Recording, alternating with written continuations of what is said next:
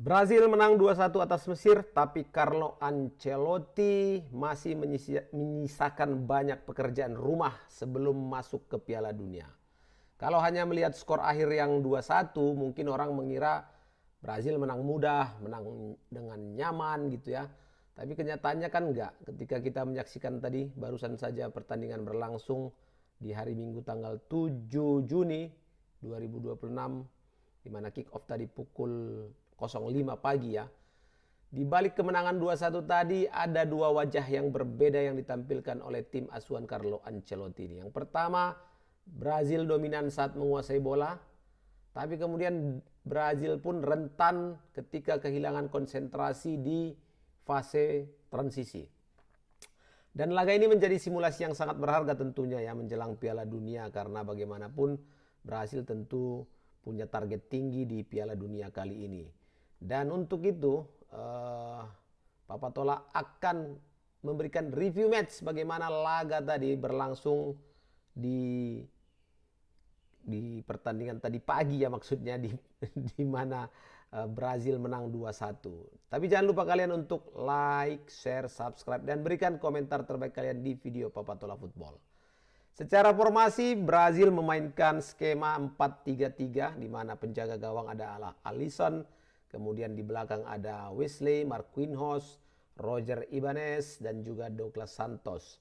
Di tengah ada Casemiro, Bruno Guimares dan juga Lucas Paqueta. Di depan ada trio Rafinha, Igor Thiago dan Vinicius Junior. Tapi ya seperti ciri khas tim-tim Carlo Ancelotti, bentuk ini sangat cair ya, sangat fleksibel. Di mana tadi kita lihat saat membangun serangan itu Casemiro turun di depan dua bek tengah. Kemudian Bruno Guimares bergerak lebih tinggi sebagai deep playmaker. Kemudian Paqueta beroperasi di help space kiri ya, help space kiri. Vinicius menjaga lebar lapangan di kiri. Rafinha menusuk dari kanan ke dalam. Igor Thiago menjadi target man sekaligus pemantul bola. Jadi seringkali berubah dari 4-3-3 tadi, saat menyerang berubah menjadi 3-2-5. Di mana kemudian di belakang ada Marquinhos, Ibanez, Douglas Santos, di depannya ada Casemiro sama Bruno. Kemudian di depan mereka lagi ada Rafinha, Paqueta, Igor Thiago dan Vinicius. Dan Wesley naik sangat tinggi sebelum dia tadi akhirnya cedera di menit 17. Jadi terlihat jelas sekali bahwa Ancelotti ingin Brazil melakukan high pressing ya, build up pendek dari belakang, kemudian rotasi posisi antar gelandang dan bisa memaksimalkan eksploitasi ruang belakang fullback Mesir. Kalau dari awal pertandingan Brazil memang menekan sejak menit pertama ya, sejak kick off langsung niatnya memang ingin menguasai pertandingan, ingin mencetak gol yang banyak dan tentu saja memenangkan pertandingan. Jadi sejak menit ketiga hingga menit ke-8 itu gambaran jelas, kelihatan sekali bagaimana pendekatan Ancelotti. Igor Thiago, Vinicius, Rafinha itu pressingnya sangat-sangat agresif terhadap back dari Mesir. Itu tadi yang Papa Tola sampaikan di live reaction. Brazil melakukan pressing di daerah pertahanan Mesir ya. Nah, Mesir memang beberapa kali mencoba membangun serangan dari belakang melalui Mohan Lesen dan juga Marwan Atiyah. Tapi akibat tekanan Brazil yang membuat mereka kesulitan keluar dari area sendiri. Dan akhirnya gol pertama lahir di menit 7 ya. Sangat cepat sebetulnya gol pertama dari Brazil.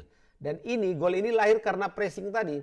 Pressing Brazil ini berhasil memaksa ya error pemain Mesir. Di mana gol Bruno Guimares ini bukan lahir dari serangan yang panjang atau build up serangan, tapi memang dari prinsip yang ditekankan Ancelotti untuk menangkan bola sedekat mungkin dengan gawang lawan. Nah, Mohamed Lassen terlalu lama dia menguasai bola di daerah sendiri, ada tekanan, ada pressing. Dan Bruno Guimares langsung melakukan counter pressing, merebut bola dan melepaskan tendangan rendah ke pojok kanan gawang. Udah jelas posisi kiper nggak memungkinkan lagi untuk menjangkau bola. Gol Brazil dan unggul 1-0. Tapi kemudian Brazil juga melakukan kesalahan, itu yang Pak Patola tadi bilang di awal. Mereka punya dua sisi wajah yang berbeda ya. Konsentrasinya juga nggak bagus Brazil ini. Hanya 3 menit menit berselang ya, Brazil kesalahan yang sama seperti yang dilakukan Mesir. Di mana menit ke-11 Marquinhos mengirim back pass pada Alisson, tapi masalahnya umpannya terlalu lemah. Komunikasinya buruk, jaraknya terlalu pendek. Disitulah masuk Mostafa Ziko ya, pemain dari Mesir yang sangat baik pembacaan situasinya, mencuri bola, berlari dan kemudian melakukan tendangan dan skor berubah menjadi 1-1. Tentu saja ini menjadi alarm besar ini, alarm yang nyaring bunyinya ini bagi Ancelotti ya. Karena sepanjang laga Brazil ini sebenarnya cukup nyaman menguasai bola, tapi itu tadi kesalahan sederhana membuat mereka hampir saja kehilangan kemenangan di pertandingan ini. Di babak pertama yang menarik bagi Pak Patola adalah duel sepanjang babak ya, antara Vinicius versus Muhammad Hani. Ini duel paling menarik ini. Karena setelah gol 1-1 tadi, Brazil mulai menemukan ritme dan mereka mulai mengancam dari sisi kiri ya, atau dari daerah kanan pertahanan Mesir. Karena di situ ada Vinicius Junior. Berulang kali dia mengisolasi si Muhammad Hani ini. Jadi situasi satu lawan satu. Menit 26, Raphinha kirim umpan panjang ya, dan Vinicius lolos dari jebakan offside atau jebakan pertahanan. Ini dia tinggal berhadapan aja nih dengan Sober, penjaga gawang Mesir, tapi itu tadi Sober masih bisa melakukan save yang gemilang. Terus di menit 33, Raphinha kembali menciptakan peluang aksi individu. Lagi-lagi dia terbentur dengan Sober. Menit 38, Igor Thiago mendapatkan peluang emas dari jarak dekat. Tapi kembali lagi Sober, penjaga gawang Mesir ini menunjukkan kematangannya ya. Jadi kalau ada pertanyaan kenapa Mesir bisa bertahan? Karena saat mereka bertahan, mereka membentuk formasi 4-5-1. Di mana ada Trezeguet dan Hasim Hasan itu turun membantu fullback. Kemudian Marwan Attia dan juga Lassen itu menjaga area tengah. Serta Marmos dan juga Zico ini punya kecepatan untuk melakukan transisi. Dan strategi inilah yang kemudian berhasil menutup ruang yang biasanya digunakan oleh Paqueta untuk menghubungkan lini tengah dengan lini depan Brazil. Karena itulah Brazil menyerang melalui sayap. Karena kalau mereka masuk dari tengah, susah nih menerobos formasi 4-5-1-nya Mesir. Nah, di babak kedua Ancelotti mengubah wajah tim. Dari sinilah bagian paling menarik dari pertandingan. Dia saat turun minum, dia mengganti pemain, rotasinya besar-besaran ya. Ibaratnya kalau diskon ini cuci gudang ini. Jadi masuk Overton, Bremer, Leo Pereira, Fabinho, Luis Enrique, Matheus Cunha dan Endrick. Dan ini memang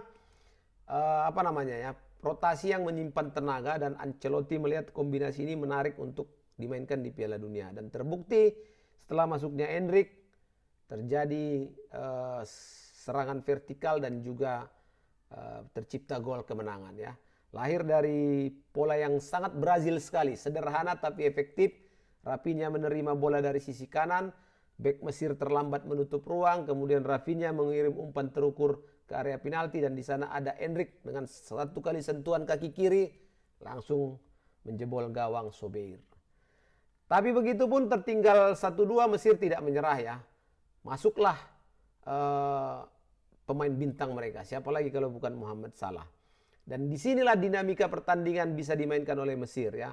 Salah bisa benar-benar menunjukkan progresi bola lebih cepat, kreativitas di final third-nya Brazil, dan ancaman dari help space kanan, tempat dia bisa melakukan eksplorasi.